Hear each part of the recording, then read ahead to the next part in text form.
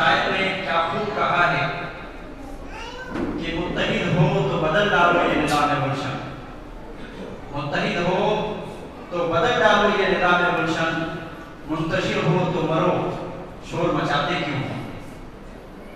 معزز سامعین کرام، آج مسلمانوں کی حالات جو ہم دیکھ رہے ہیں، ہر ایک کے یہاں بالکل ظاہر و باہر ہے، ہر کوئی جانتا ہے کہ مسلمان کس حالات سے گزر رہے ہیں، ہر ایک کے یہاں اپنی اپنی دکھ، اپنے اپنے رنج و غم اور اس کی ایک لمبی فہرست نظر آئے گی۔ کوئی امن و سکون کے ساتھ زندگی نہیں گزار رہا، ہر کوئی قلق میں ہے، ہر کوئی پریشان حال ہے، ہر کوئی مظلوم و مقہور نظر آ رہے ہیں۔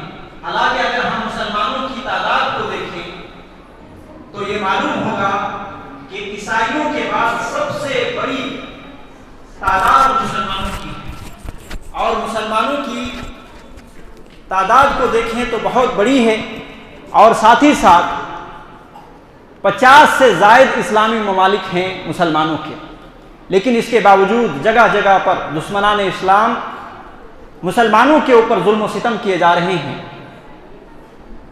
جگہ جگہ پر مسلمانوں پر بمباریاں کی جا رہی ہیں، اور اس طریقے سے سارے مسلمان مظلوم و مقہور نظر آ رہے ہیں۔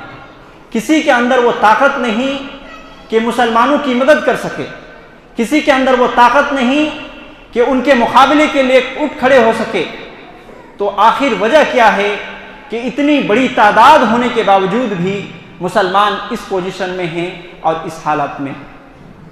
سامعین کرام، اگر ہم غور کریں تو اس کے لیے ایک بڑی وجہ یہ معلوم ہوگی کہ ہمارے اندر وہ اتحاد نہیں رہا، ہمارے اندر وہ اتفاق نہیں رہا، بلکہ ہم گروہ بندی میں بڑھ گئے، ہم مسلکوں میں بڑھ گئے، ہم مذہبوں میں بڑھ گئے، اور اس قدر بڑھ گئے کہ اللہ خیر کرے کہ مسلمانوں کی حالات کو دیکھتے ہوئے خون کی آنسو نکلتی ہے۔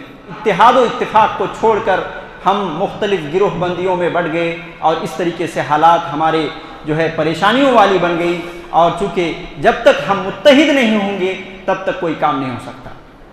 کسی شاعر نے کیا خوب کہا تھا، ایک ہو جائیں تو بن سکتے ہیں خورشید و مبین، ایک ہو جائیں تو بن سکتے ہیں خورشید و مبین، وگرنہ ان بکھرے ہوئے تاروں سے کیا بات بنے، کوئی بات نہیں بن سکتی۔ آج ہم دیکھیں مسلم سماج کے اندر کتنے سارے گروہ بندیاں ہیں، کوئی اپنے آپ کو حنفی کہتا ہے، کوئی اپنے آپ کو شافعی کہتا ہے، کوئی اپنے آپ کو مالکی کہتا ہے، کوئی اپنے آپ کو حنبلی کہتا ہے، کوئی اپنے آپ کو قدریہ کہتا ہے، کوئی اپنے آپ کو جبریہ کہتا ہے، کوئی اپنے آپ کو معتزلہ کہتا ہے، کوئی اپنے آپ کو اشاعرہ کہتا ہے۔ اس طریقے سے بہت سارے فرقوں میں مسلمان بڑھ گئے، اور حالات یہ ہیں کہ مسلمان ایک دوسرے کے یہاں اتحاد نہیں رہا، اتحاد تو دور کی بات ہے، آپس میں محبت بھی باقی نہیں۔ اگر ہم ایک دوسرے جماعت کے مسلمان کو سلام کریں تو وہ خندہ پیشانی کے ساتھ سلام کا جواب تک دینے کے لیے تیار نہیں۔ معزز سامعین کرام، ضرورت اس بات کی ہے کہ ہم اتحاد و اتفاق کو اپنائیں۔ اللہ رب العالمین نے قرآن مجید کے اندر فرمایا وَاعْتَصِمُوا بِحَبْلِ اللَّهِ جَمِيعًا، کہ تم تمام کے تمام مسلمانوں اللہ کی رسی کو مضبوطی سے تھام لو، وَلَا تَفَرَّقُوا، اور تم گروہ بندی میں نہ بٹو، تم ٹولی ٹولی اور جماعت جماعت میں نہ بٹو، وَاذْكُرُوا نِعْمَةَ اللَّهِ عَلَيْكُمْ، اور اس نعمت کو یاد کرو جو اللہ رب العالمین نے تمہارے اوپر رکھی تھی۔ اذ کنتم اعداء فالف بین قلوبکم فاصبحتم بنعمتہ اخوانا، کون سی نعمت؟ اتحاد کی نعمت۔ جب تم ایک دوسرے کے دشمن تھے تو ایسی صورت میں تمہارے دلوں کو اللہ رب العالمین نے ملا دیا، اور پھر تم اللہ کی مہربانی سے بھائی بھائی ہو گئے۔ یہاں یہ آیت کریمہ واضح ہمیں حکم اس بات کی دے رہی ہے کہ ہم اتحاد و اتفاق کو اپنائیں، اتحاد و اتفاق کو اپنائیں، اور ساتھ ہی ساتھ اس بات کی بھی ہمیں پیغام یہ آیت کریمہ دے رہی ہے کہ اتحاد و اتفاق کے ساتھ ساتھ یہ ہم سمجھیں کہ یہ بہت بڑی نعمت ہے جو صحابہ کرام رضوان اللہ علیہ مجمعین کو ملی تھی۔ صحابہ کرام رضوان اللہ علیہ مجمعین کے بارے میں آپ نے بارہا سنا کہ زمانہ ظاہلیت میں کس قدر وہ آپس میں کس قدر کھانا جنگی کی زندگی گزار رہے تھے، اور کس قدر لڑائیاں چھوٹی چھوٹی باتوں پر لڑائی شروع ہو جاتی، برسوں برسوں تک جو ہے وہ لڑائی ختم نہیں ہوتی تھی۔ اگر ہم اسلام کو دیکھیں تو اسلام ہمیں اتحاد و اتفاق کا ایسا درس دیتا ہے کہ مجھے نہیں لگتا کہ کسی اور مذہب کے اندر اتنا اتحاد و اتفاق کا جو ہے درس دیتا ہو۔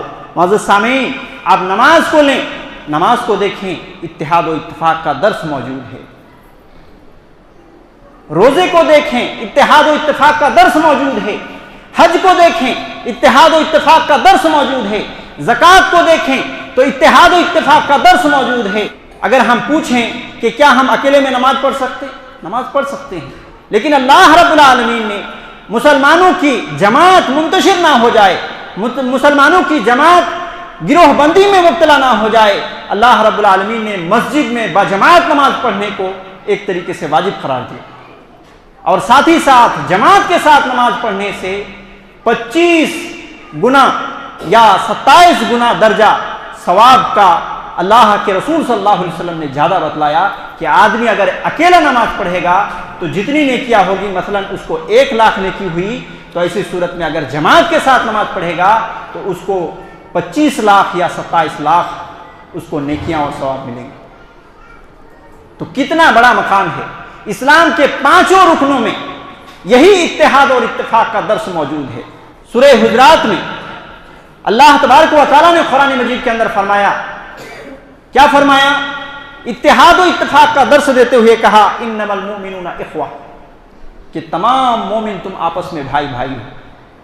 دنیا کے کسی بھی خطے میں کوئی مسلمان ہے، اگر وہ اللہ رب العالمین پر ایمان رکھتا ہے، اللہ کے رسول صلی اللہ علیہ وسلم پر ایمان رکھتا ہے، آخرت کے اوپر ایمان رکھتا ہے، تو ایسی صورت میں وہ ہمارا دینی بھائی ہے۔ اور اسلام نے دینی بھائی کو اتنا معزز اور مکرم بنایا ہے کہ دنیا کے تمام رشتوں سے سب سے اعلیٰ رشتہ یہ اسلامی رشتہ اور ایمانی رشتے کو بنایا ہے۔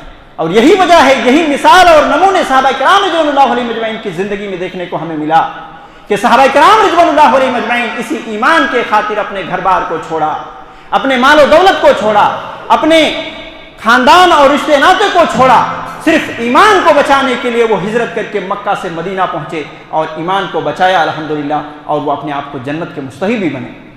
معزز سامعین کرام، تو یہ ایمان کی طاقت ہے، یہ ایمان اتنی بڑی چیز ہے کہ کوئی بھی شخص ایمان میں آ گیا تو اسی صورت میں وہ ہمارا دینی بھائی ہے، اور دینی بھائی سے بھی اعلیٰ مثال اللہ کے رسول صلی اللہ علیہ وسلم نے صحیح بخاری اور صحیح مسلم کے اندر دیا کہ مسلمان جو ہیں اور مومن جو ہیں وہ ایک عمارت کے مانند ہے۔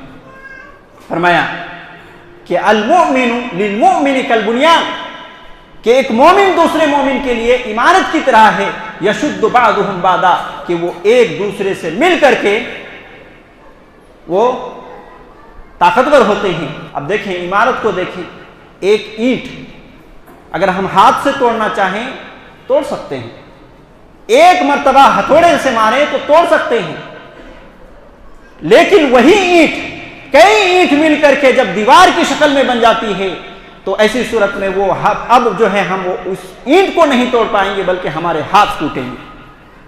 تو اللہ کے نبی علیہ الصلوۃ والسلام نے مومنوں کو اور مسلمانوں کو یہ جو مثال دیے، بہترین مثال ہے۔ اللہ کے نبی صلی اللہ علیہ وسلم نے کیا کہا کہ ایک عمارت کی طرح ہے ایک مومن دوسرے مومن کے لیے۔ اور ایک اور حدیث میں جو کہ صحیح مسلم کی ہے، اس میں تو اللہ کے نبی علیہ الصلوۃ والسلام نے ایک جسم کی مانند کہا کہ وہ آپس میں ایک دوسرے سے محبت، الفت اور مہربانی کرنے میں کیسے ہیں، کمثل الجسد، ایک جسم کے مانند ہے، ایک باڈی کے مانند ہے۔ اللہ کے نبی علیہ الصلوۃ والسلام نے کہا کہ ایک جسم کے کسی بھی حصے میں اگر کوئی اس کو پریشانی لاحق ہوتی ہے، بیماری لاحق ہوتی ہے تو پورا جسم اس کو جھیلتا ہے۔ ٹھیک اسی طریقے سے مومن کی مثال ہونی چاہیے۔ آج ہم دیکھیں معاشرے کے اندر کیا واقعی جو آئینہ ہمیں رسول اللہ صلی اللہ علیہ وسلم نے دکھایا ہے وہ آئینہ ہے انا للہ و انا الیہ راجعون۔ وہ آئینہ دور دور تک کہیں نظر نہیں آتا۔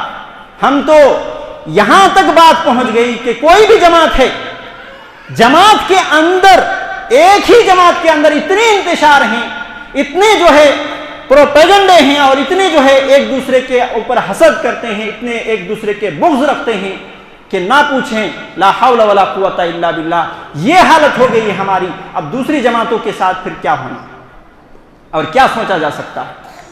तो ज़रूरत इस बात की है कि हम मुत्तहिद हो जाएं। अल्लाह और उसके रसूल ने जो हमें तालीम दी है इत्तिहाद का, इत्तिहाद अगर होंगे तो ऐसी सूरत में हमारी ताकत बरकरार रहेगी। इत्तिहाद अगर होंगे तो दूसरी कौमें हमारे ऊपर टूट नहीं पड़ेंगी। अब आइए हम देखें कि इत्तिहाद कैसे मुमकिन है। इत्तिहाद कैसे मुमकिन है? मौजूद सामीन, सबसे पहली चीज़ इत्तिहाद के मुमकिन होने का वो ये है कि तमस्सुक बिल किताब व सुन्नह, कि हम किताब और सुन्नत को लाजिम करें।